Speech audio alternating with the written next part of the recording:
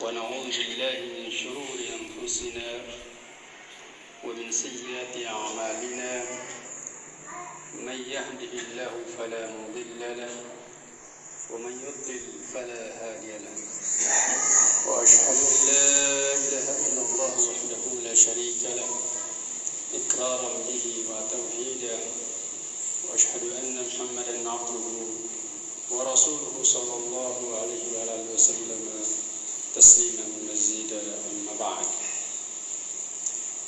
Ma'asyiral muslimin, sidang jemaah salat subuh Masjid Jannatul Iman Kota Makassar yang semoga dirahmati Allah Subhanahu wa taala.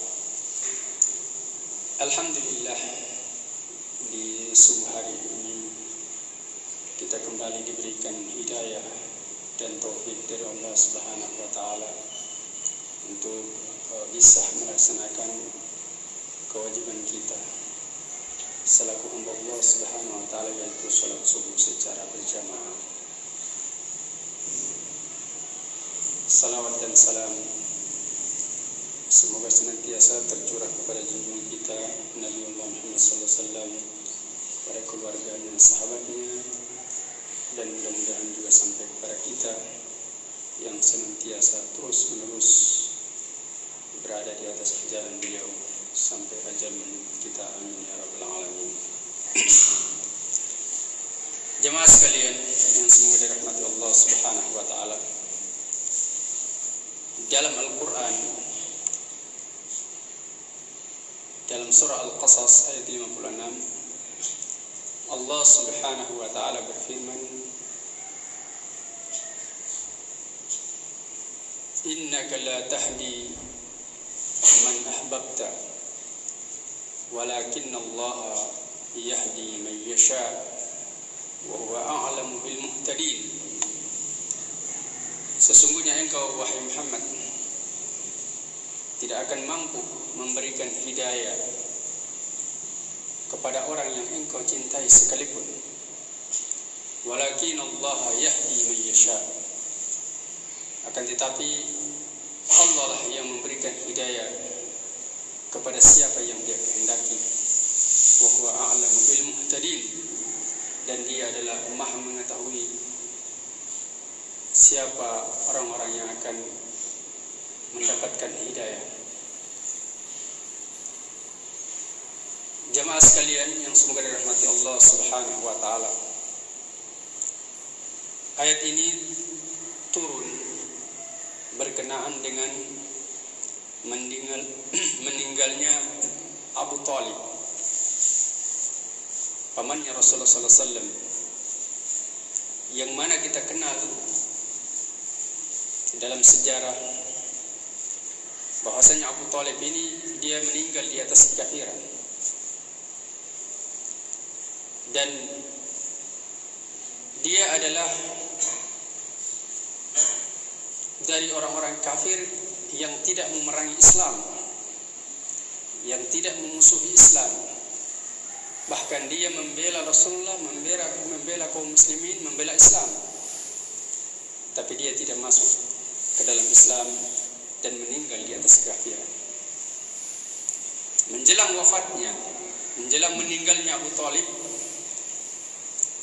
maka Rasulullah SAW pun datang kepada beliau dan menuntun beliau dengan kalimat la ilaha illallah, yang mana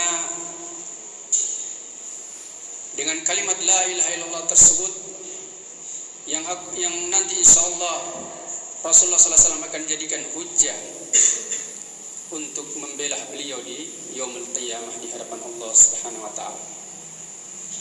Tapi ketika beliau mengatakan ya amin qul la ilaha illallah kalimatan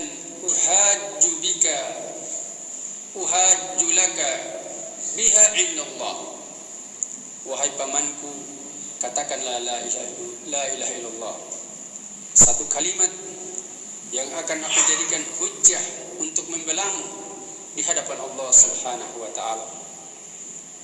Tapi di samping Abu Talib ini ada dua orang pentol musyrikin Yang pertama bernama Abdullah ibni Abi Umayyah, dan yang kedua adalah Abu Jahal.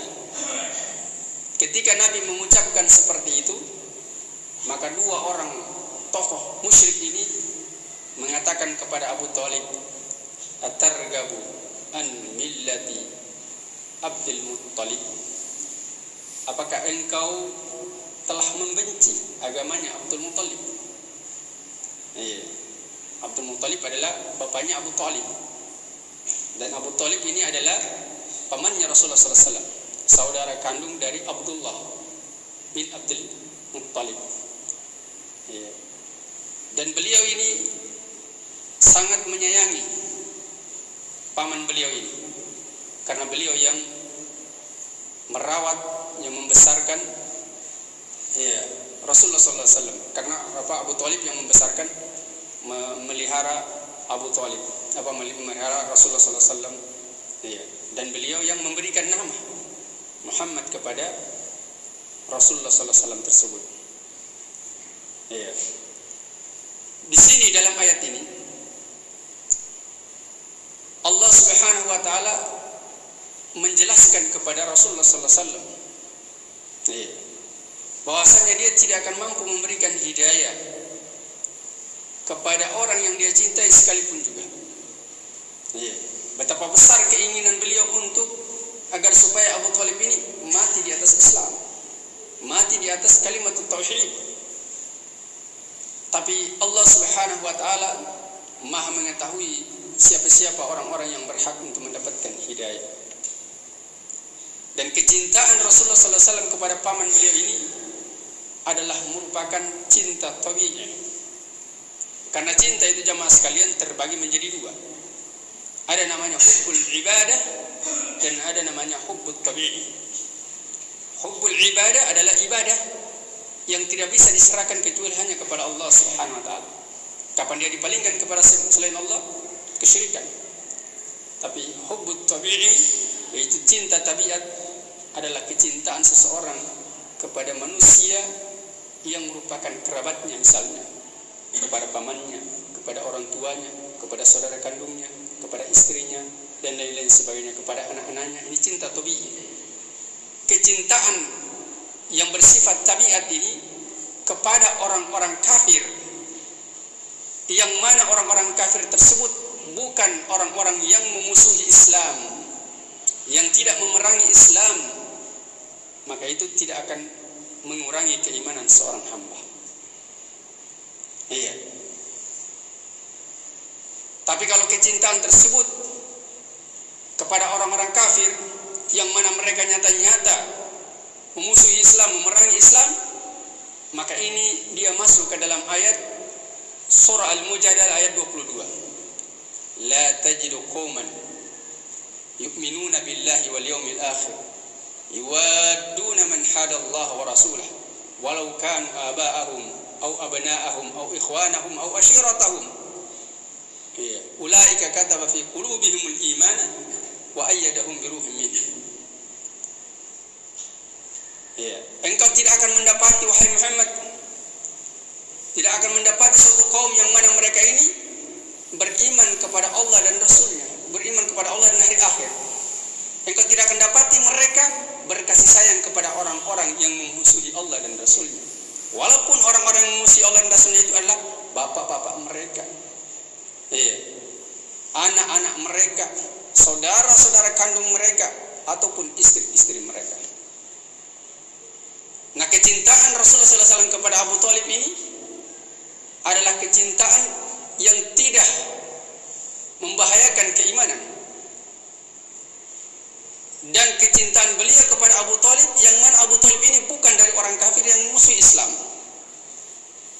Makanya paman-paman Rasulullah SAW yang lainnya yang kafir, yang musuh Islam, itu beliau tidak cintai. Karena mencintai orang-orang kafir yang mereka memusuhi Islam, mereka memerangi Islam, ini akan berbahaya bagi keimanan seorang, bahkan dia menyebabkan dia mukhrijun anil millah, keluar dari agama, murtad dari Islam. Dan jemaah sekalian semoga dirahmati Allah Subhanahu wa taala,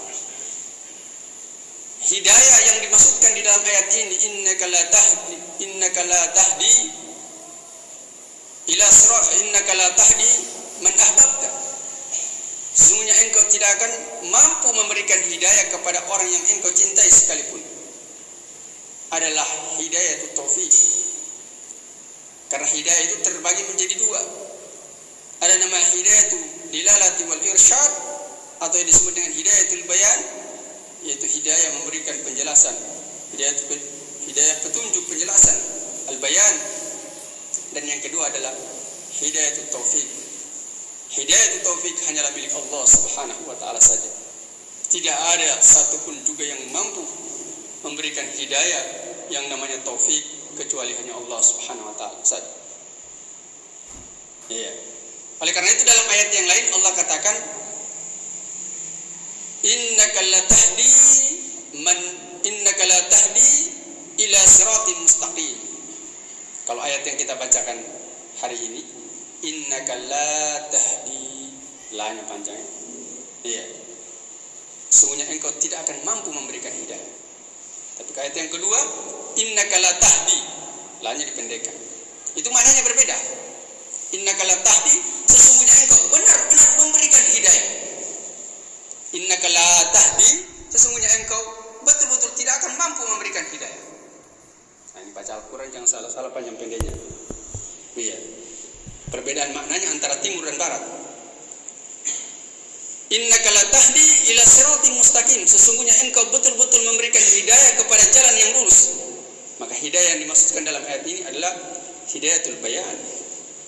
Betul-betul Rasulullah SAW itu mengajak manusia kepada jalan yang lurus, memberikan penjelasan kepada jalan lurus. Ini adalah jalan kebenaran, ini adalah jalan kebatilan. Iya. Kemudian jemaah sekalian, semoga rahmat Allah Subhanahu wa taala, bahwasannya dalam ayat ini Allah Subhanahu wa taala jelaskan orang-orang yang mendapatkan hidayah, orang-orang yang bakalan mati di atas Islam, mati di atas petunjuk, itu Allah Subhanahu wa taala sudah takdirkan. Iya. Dan Allah Subhanahu wa taala yang Maha mengetahui siapa-siapa orang-orang yang berhak untuk mendapatkan hidayah. Maka hidayah senantiasa kita minta kepada Allah Subhanahu wa taala. Hanya Allah Subhanahu wa taala yang memberikan hidayahnya. Tidak ada satupun manusia yang bisa memberikan kecuali Allah Subhanahu wa taala. Maka hendaklah kita senantiasa berdoa kepada Allah Subhanahu wa taala untuk diberikan hidayah taufik. Iya, untuk diberikan hidayah taufik agar supaya kita mendapatkan keselamatan di dunia dan di akhirat. Demikianlah bisa kami sampaikan. Semoga bermanfaat bagi diri kami dan juga jemaah sekalian, dan semoga Allah Subhanahu wa taala senantiasa menuntun kita di atas taufiknya. Amin ya rabbal alamin. Subhanallah bihamdik, asyhadu an la ilaha illa anta, astaghfiruka wa atubu ilaik. Walhamdulillahi rabbil alamin. Assalamualaikum warahmatullahi